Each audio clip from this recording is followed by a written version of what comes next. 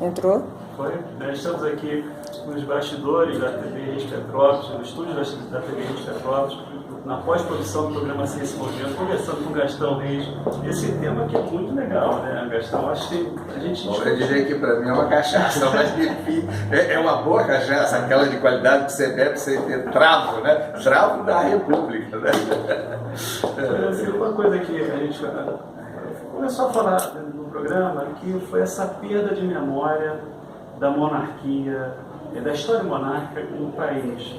A gente teve, na verdade, 400 anos de história monárquica, se bem que eu acho que, como monarquia mesmo, só quando a família real teve aqui, efetivamente, e aí depois, um pouco mais de 100 anos de república, e a gente pouco fala sobre a nossa história monárquica, é muito, assim, pontual.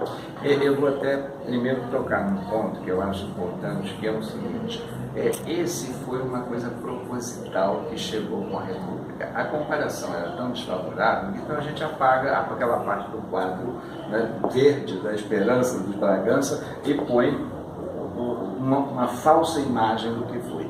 Só alguns pontos que mostram realmente como é que isso foi diferente. Por exemplo, é muito raro você ver uma citação, embora esteja lá, Roberto Simons, página 298, História Econômica do Brasil, Dom João VI, quando veio para cá, trouxe o equivalente a 22 milhões de libras esterlinas, que era praticamente metade do meio circulante português. Quando voltou, levou de fato 5 milhões. Só que a turma só fala na volta dele, não fala na chegada. Enfim, o saldo para nós foi positivo. E outras coisas interessantes em relação à postura da própria família imperial, em relação ao dinheiro público, foi de Pedro II, né, que no início do Império tinha cerca de 5% do orçamento, com dotação da coroa, e isso foi mantido fixo por 50 anos. Não tinha inflação, não. Era a dotação da coroa. Era a dotação, caiu para 0,5%. Ele nunca reajustou, inclusive o próprio Parlamento do Império insistia, afinal, e ele ainda usava esse dinheiro com muita frequência para bolsas de estudos, enfim, essa coisa toda e tal. Então, o que eu acho interessante é que a tradição monárquica brasileira, mesmo do Dom João VI, até Dom Pedro I, pelo que diz, era bastante maduro, ou seja, você tinha esse cuidado com o dinheiro público, de não confundir as duas coisas, né? E essa coisa, de fato, se perdeu. Uma frase que eu acho extremamente interessante foi uma declaração de Barbosa em 1915, já no Senado da República, né, 25 anos depois das bodas de prata falsa, né, da República. Ele dizia o seguinte, né, que o Parlamento do Império era uma escola de estadistas e que o Congresso da República tinha virado um balcão de negócios. Bem, ele disse isso em 1915, quer dizer, a turma comemorou um século de balcão de negócios e a coisa, pelo jeito, é muito difícil, né, de você mexer nisso.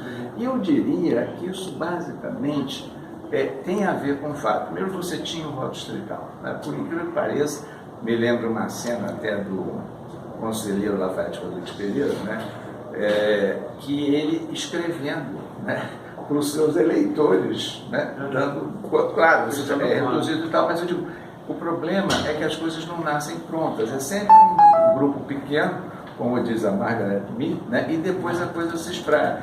Eu acho interessante que o Brasil, digamos, ele, do ponto de vista político institucional, ele estava indo na direção certa e teve uma brusca interrupção, não é? Isso é um ponto que eu acho que a gente queria tocar. Né? Quer dizer, então, em 15 de novembro de 1989, o que foi esse fato? Foi uma revolução? Foi um golpe de Estado? Foi uma tomada de poder? Como é que... Eu vou até chamar a atenção para uma coisa interessante, que é a seguinte, né? Não é só a minha opinião. Eu diria hoje, quando se olha no jornal, com muita frequência, 15 de novembro é descrito como um golpe, né? Um golpe militar, oriundo, né, digamos, de Benjamin Constant, positivista, né? Você bem, o Augusto Conte tem uma frase que eu acho técnica, né? Assim como não existe liberdade em física e química, na política é preciso também implantar uma ditadura científica. Depois ele veio o proletariado, deu o que deu, né? Mas enfim, o que eu quero dizer é que o positivismo nesse aspecto é extremamente autoritário. E isso realmente encontrou no ambiente militar, né, tão gozado isso, os jovens oficiais se autodenominavam como se fossem o supra-sumo, né, do conhecimento. Na verdade, foi realmente um movimento de revolta, um movimento que não teve apoio popular. Aristides Lobo, que era republicano, disse explicitamente que o povo achou que era uma parada militar, né? E embarcaram Dom Pedro II às 3 horas da madrugada com medo de uma revolta popular, né? Aí virou um fato consumado. O início da República também é marcado por alguns decretos beneficiando os militares, né? Porque toda a tradição histórica da monarquia era a primazia do poder civil, ou seja, o poder militar tem que estar submetido ao poder civil e ponto. Isso, nos Estados Unidos, por exemplo, é sagrado. Na época que eu estudei lá, eu me lembro de um caso muito interessante do adido militar na Casa Branca, acabou por descuido fazendo uma declaração que foi considerada de cunho político, né? Conclusão, no dia seguinte deram uma festinha para ele e arrumaram a transferência do Alasca, né? Quer dizer, e a turma não brinca. O Jefferson, se não me engano, no primeiro discurso de posse dele, diz isso, né? Que o poder civil tem que comandar o poder militar, e isso é coisa sagrada. Toda a elite política imperial tinha isso claro na cabeça, porque eles já se preocupavam com o que vinha acontecendo na América Hispânica, né? De fala espanhola, onde a presença dos militares já começou já no século XIX, no início, e o Brasil se livrou disso até 15 de novembro de 1889. O que justificaria uma redução ao bloco militar em 15 de novembro de 1889? Por que a derrubada da monarquia? É uma questão de uma rainha assumir, uma questão... Olha como essas coisas são interessantes, né? Havia um certo preconceito contra o Conde de Dreux, que era francês, era um absurdo e tal. Vamos situar um pouco. Marechal Deodoro da Fonseca, que não gostava do Conde de Dreux, né? Disse, para quem quisesse ouvir, que ele nunca havia sido comandado por um militar tão competente quanto o Conde de Dreux. E olha que ele não gostava do Conde de Dreux, que é um negócio interessante. Esse é um primeiro ponto. Eu digo assim, você quando pega, por exemplo, o caso da Rainha Vitória, que casou com o príncipe Alberto, de origem alemã, nos primeiros, quando ela se tornou rainha, né, nos primeiros meses, sei lá, ela separava muito claramente as funções de Estado dela e o marido não cuidava da pitaco. Aí tinha um primeiro-ministro que olha, seu marido é uma pessoa competente, correto, eu acho que você deveria ouvi-lo. E o príncipe Alberto detestava esse primeiro-ministro, eu acho que ele não detestava tanto. E nesse filme, eu acho que era Os Jovens Anos de uma Rainha, alguma coisa assim, tem uma cena muito interessante em que ela pega a mesa de despacho dela, coloca de frente para a mesa do marido e praticamente passou a despacho de ajuda. Quer dizer, naquela época a Inglaterra tinha um império de 33 milhões de quilômetros quadrados, né? Uma coisa imensa e tal. Quer dizer, lá pode, aqui não pode, né? Enfim, quer dizer, a Princesa Isabel disse que o Conde preparava papinha, ou seja, resolvia, e aí morreu Neves, né? É como certas coisas, Márcio, que eu acho incrível a capacidade que o Brasil tem de se autodepreciar. Um exemplo muito interessante. Né? O príncipe William vai para uma colônia de férias no Chile, está lá limpando um vaso sanitário, tira uma foto dele, a coroa inglesa espalhou pelo mundo inteiro. Maravilha, tá vendo? Agora, o fato da princesa Isabel pegar uma vassoura e limpar uma igreja, não pode. Uma princesa limpando uma igreja, né? Fazendo uma faxina.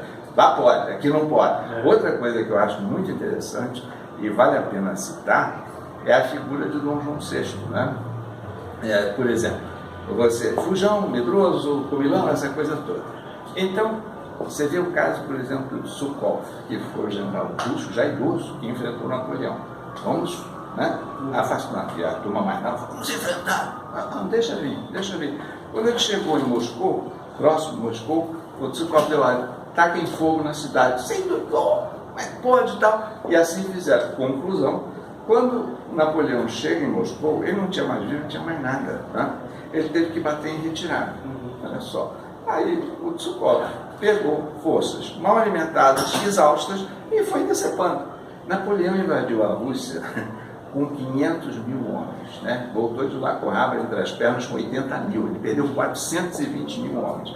O que eu acho curioso é que isso é genial. Agora, a vinda estratégica de Dom João VI para cá é surpreendente de fujão. Não, foi genial também, porque eu tenho um amigo até que tinha uma agência de coisa, ele disse, Gastão, O fato do João VI vir para cá, lembra um pouco o jogo de xadrez, ele tornou Portugal inconquistável, mesmo que fisicamente ocupado, porque você não pegou o rei, você realmente não. Quer dizer, então, por exemplo, a própria figura de João Pedro I, né, que só para ilustrar também, como isso é visto de uma maneira muito negativa, não, parece que ele só fazia aquilo, né? Essas séries, às vezes, da Globo, uma coisa assim. Acontece o seguinte: o grande mérito de Pedro I foi ter sido criado numa tradição absolutista e se preocupado em criar uma limitação ao poder real, que foi a Constituição de 1824. O que eu quero dizer para você, Marcos, é muito fácil você ser democrata, criado numa tradição democrática. Eu acho que muito mais mérito tem quem sai de uma tradição absolutista e faz uma opção, né, perfeito, por um governo democrático, né, ou seja. Gastão, estamos aqui, a gente vai ficar aqui horas falando sobre isso, né? Queria te agradecer pela oportunidade, né? Pelo seu livro, A Falência da República, e sucesso aí nos seus outros empreendimentos. Vamos sair o terceiro, a gente volta. Muito obrigado. Muito obrigado, Márcio. Estamos encerrando aqui os bastidores do programa Assim Esse Movimento com Gastão Reis, que está lançando, já lançou há algum tempo, o livro A Falência da República. Livro imperdível. Até a próxima, um forte abraço, tchau.